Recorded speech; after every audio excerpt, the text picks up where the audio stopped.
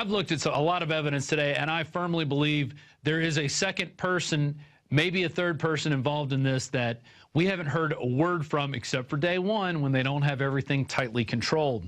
But first, I want to go to Lieutenant J. Paul Vance, who put out a press release today saying they will prosecute anyone spreading info not giving out by the Connecticut police. And let's go to that video. One thing that's becoming somewhat of a concern, and that is misinformation that's being posted on social media sites. These issues are crimes. They will be investigated statewide and federally, and prosecution will take place when people perpetrating this information are identified. Yeah, so you ask questions on the internet, you analyze the video that the mainstream media has put out, you look at witness testimony, and then you put that on your social media network site. Well, now we're going to prosecute you. And it's basically already started. Facebook suspends account for questioning official narrative of shooting. And this is from Paul Joseph Watson. This came out today. Facebook is suspending user accounts that question the official narrative behind the Sandy Hook school massacre following a warning by Connecticut State Police spokesman J. Paul Vance that misinformation posted on social media sites would result in prosecution. And what did they suspend this user's account for? And this is from Secrets of the Fed. This is their account. There it is. This just in. Adam Lanza, a clumsy 20-year-old autistic kid dressed in camo and full body armor who never shot a gun before, well, we're not sure about that, drives to another state, gets into a locked school looking like Rambo, kills 26 people with dead-on accuracy at a school. His mother, a retired teacher who no one ever heard of before, used to work years before, and allegedly killing her with a gun that belonged to her in the first place, then takes his own life. That's the news, and people will blindly see it or believe it. Yeah, I mean, that looks a little weird. There's some stuff in there that's not quite accurate. He did live with his mother. He was actually probably posting stuff that said Ryan Lanza, who lived in Hoboken, New Jersey, drove to the other state. And then that all got cleared up because there was a lot of stuff coming out in the beginning that his mom worked at the school, that it was Ryan Lanza because he had his ID in his pocket. Well, let's look at what Fox News posted on that day. And it says, second Connecticut school shooter suspect in custody. CBS News reports that a potential second shooter is in custody and that SWAT is now investigating the home of the suspect. Miller reports the authorities have gone to a home connected with an individual in custody after seeing what appeared to be a body inside. Witnesses tell WSFB that a second man was taken out of the woods in handcuffs wearing a black jacket and camouflage pants, telling parents at the scene, "I did not do it."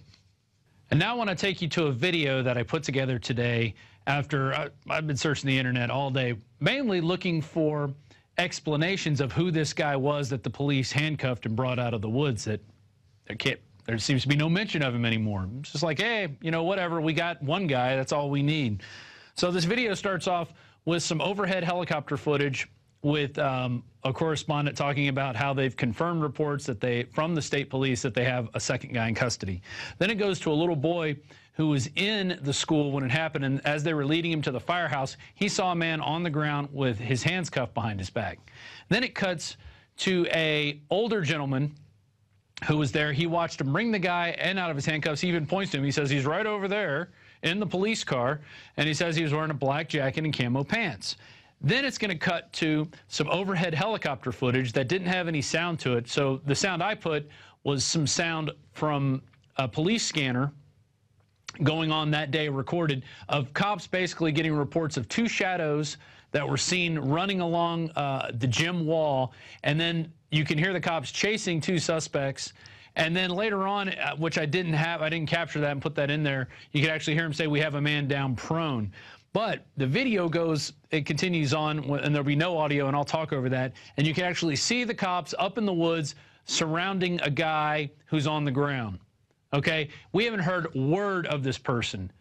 So Lieutenant John Paul Vance, or JP Vance, whatever your name is, we have questions. We want to know who this guy is, and how come you haven't said a word about him since this incident? How come since day one there's reports of him, and now it's like he never existed? Was this a government agent? Who was this guy? Who has such magical powers that they could be arrested by police on the scene of one of the worst mass shootings in history, and we never hear a peep of him? How is that possible?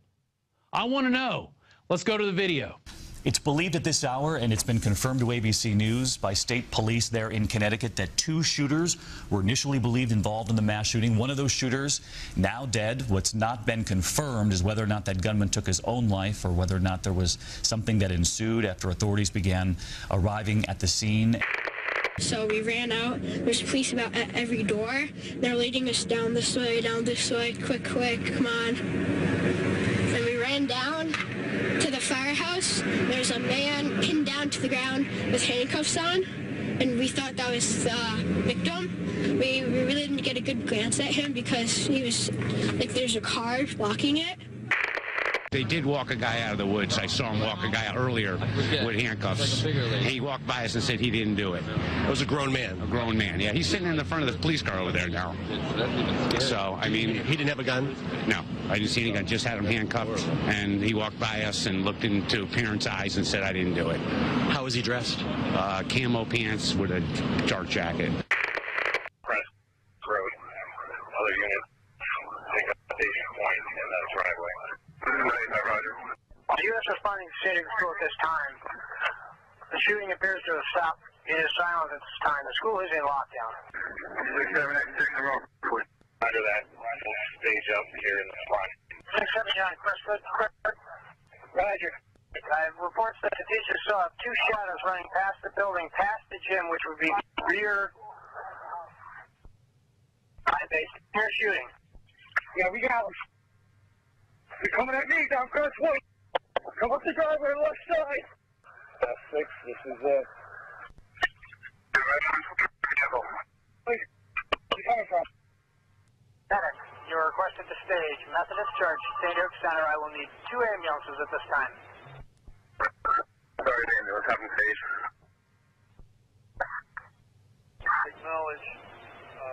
We don't have any additional crew on station. So there, and you can see there right under the word shooting, as it's going to pan up, and you're going to see the cops standing around a man who's laying on the ground. There it is right there. You can actually see the man next to the tree.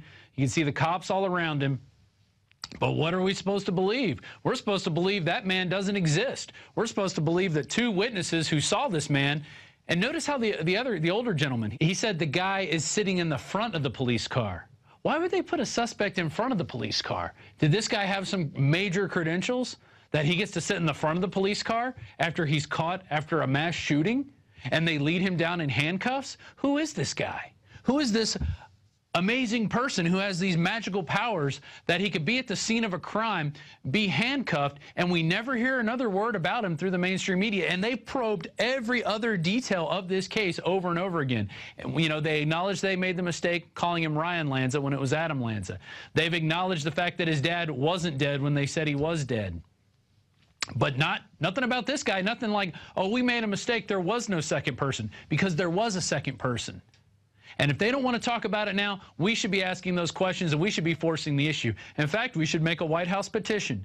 If the president's going to use this as political collateral, we should know who this second guy is. We should see his picture. We should see his name. We should know who he is. He was arrested at the scene of this crime. Why can't we know that?